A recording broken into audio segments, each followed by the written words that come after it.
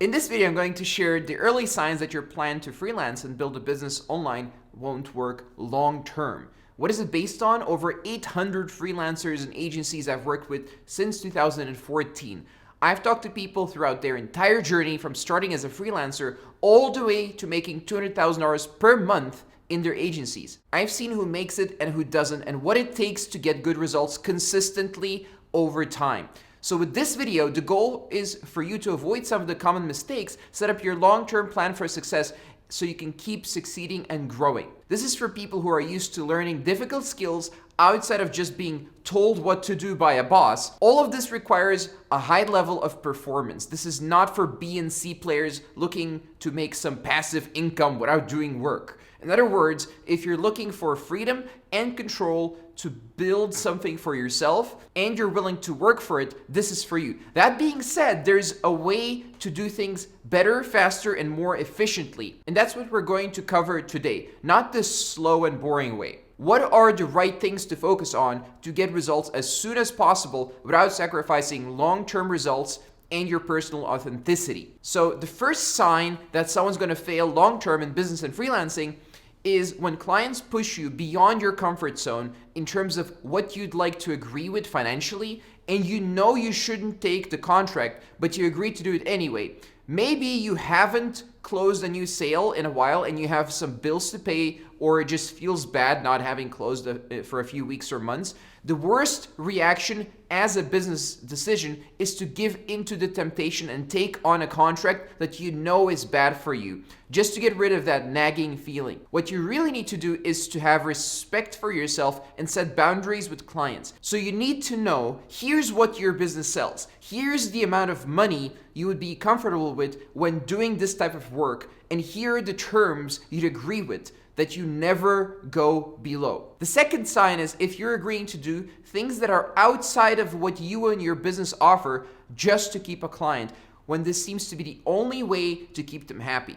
So often when a client likes your work, they say things like, do you also offer this other related service? And it's so tempting to agree to do things for them for an additional fee. Business owners use all these fancy terms to describe this, like the 360-degree agency, all-in-one solution, expanding your market presence, and diversification. For a small agency or freelancer, I have another word for it: waste of time. What you need to do when you're small is to focus on as few services as possible. In fact, I suggest focusing on just one.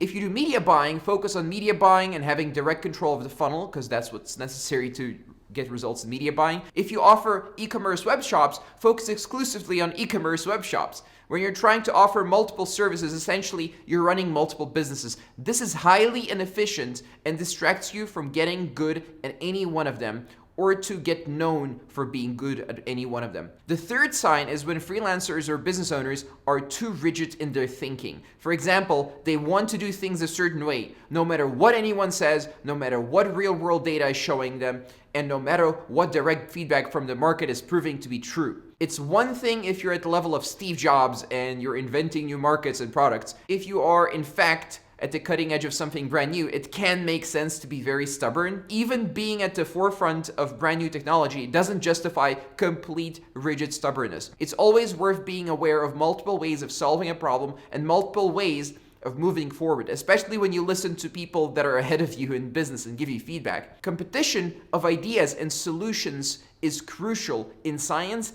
and in business. The fourth sign is when you sign up a new client, you go into delivery mode and pause lead generation. With every form of lead generation out there, be it with ads or with freelancing platforms, if you stop and lose momentum, stuff tends to just stop working. It takes a while to get a funnel up and running, and this applies to paused funnels as well. Furthermore, lead generation done today tends to convert into new clients weeks or months afterwards. Leads take a while to make decisions, to pay, to get started, and so on. With most funnels, if you pause lead generation today, you lose out on sales for months to come. You may forget some of what gets you results by the time you restart lead generation, especially if you're not good at documenting processes yet.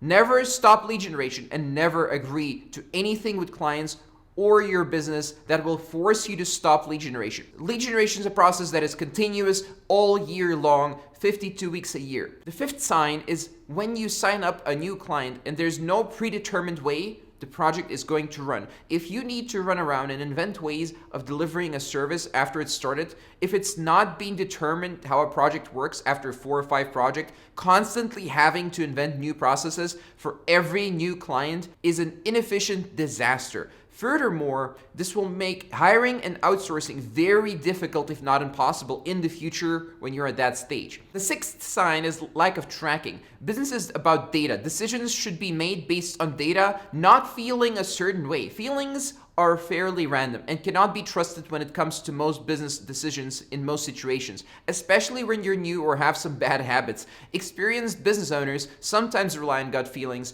but these are developed over time. Any serious business owner worth their salt primarily focuses on making decisions using the best data available to them. The seventh sign is if you beat yourself up mentally over every little thing in your business, every little piece of feedback from clients, every little thing that may go wrong. Having the habit of only doing things when they go perfectly means you never end up doing anything difficult like learning new skills. Every new skill, habit, or business process is going to be imperfect for a long time before it's worth ironing out the imperfections. This is a gradual process, and early on, good enough is good enough. So what you want to be doing is doing proof of concept first before trying to optimize too much. The next thing to do is to hit that subscribe button and bell notification icon by hitting the button below this video. If you want more help and to work with me directly, the details are in the description.